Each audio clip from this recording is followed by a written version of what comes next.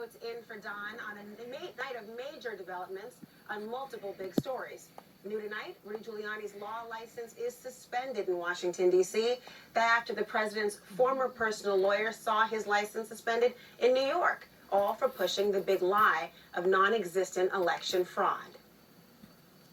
They only submitted 8,021 ballots from dead people, mail-in ballots for dead people. Probably easier for dead people to submit mail-in ballots than it is to vote in person. We cannot allow these crooks, because that's what they are, to steal an election from the American people. Let's have trial by combat. The appeals court in D.C. saying the man once known as America's mayor would be suspended from working as an attorney in the city pending the outcome of his situation in New York. We've got much more on that in just a moment, and it comes as, on Capitol Hill, Kevin McCarthy, who's been doing everything he can to drag his feet and delay the investigation of the January 6th insurrection, now is deciding to put some Republicans on the committee, almost certainly to include some Trump allies. Meanwhile, a new book quotes the then President of the United States praising Hitler while on a trip to Paris to commemorate the end of World War I. And according to the book, frankly, we did win this election. The inside story of how Trump lost by the Wall Street Journal's Michael Bender. Trump reportedly told then White House Chief of Staff John Kelly, quote, well, Hitler did a lot of good things. Former president denies saying that, and CNN has reached out to John Kelly for comment. But the idea that the President of the United States, the leader of the free world, would say anything to praise the man responsible for the deaths of 6 million Jewish people in Nazi concentration camps is despicable. Hitler did not do a lot of good things. And this is not just the former president. This is the undisputed leader of the GOP. And his party clearly has not learned that this is, and I'll say it again, despicable. But first, to Rudy Giuliani. His law license suspended in the nation's capital. I want to bring in CNN's senior political analysts, John Avalon and Kirsten Powers. So nice to see you all here tonight. I'll start with you, John, because these suspensions, as you know, are a huge blow for the former Manhattan U.S. attorney and mayor of New York. He also ran for president. I mean, you actually worked for him. So how are you looking at the situation?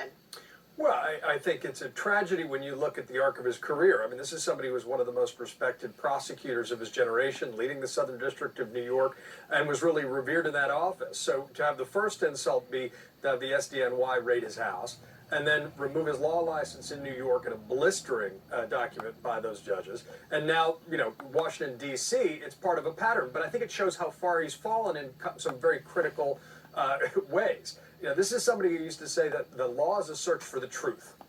He did not engage in anything resembling a search for the truth in his defense of Donald Trump by pushing the big lie consistently in courts and other places. So, you know, you reap what you sow, and there needs to be accountability for lies in court, especially when a United States election is at stake and you call for trial by combat before an attack on our Capitol.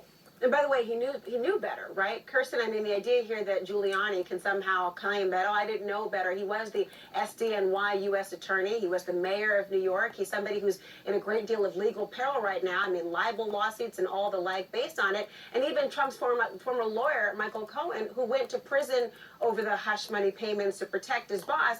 Kirsten, here's what he tweeted. He said, I warned Rudy Giuliani, everything Donald J. Trump touches dies. What do you think about that, Kirsten?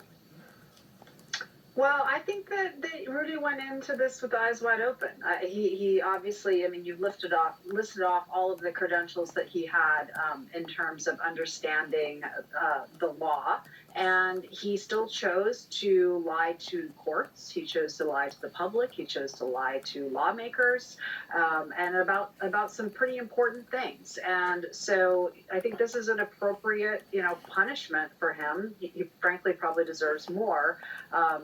To have his license at least suspended for a period of time as this process is going on. I mean, I personally never was a huge Rudy Giuliani fan, but I have to say, even setting that aside, it still is, as John is saying, a real fall for this person.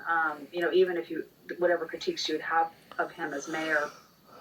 This is so far removed from that person, and he made that choice. I think he understood what he was doing.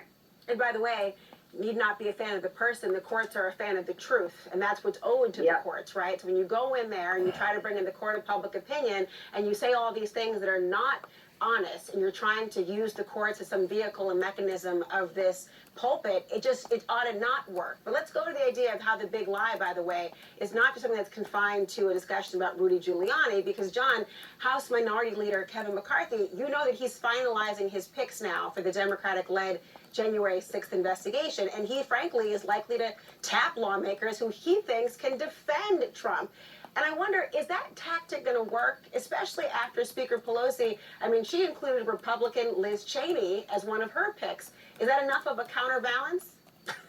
I don't think this is about counterbalance, right? There's no compromise with lies. The question is how many trolls he's going to try to stack the deck with. And the potential danger of blowback to fair-minded Americans watching the process. You know, at the very least, he should consider appointing at least one of the 35 Republicans who voted for the bipartisan commission, but I wouldn't expect that from Kevin McCarthy.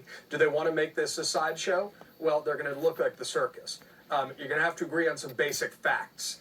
And if they continue to push the big lie in the context of this investigation, it will not be a good look for them. But you shouldn't expect anything less because they've embraced a complete rewriting of history today.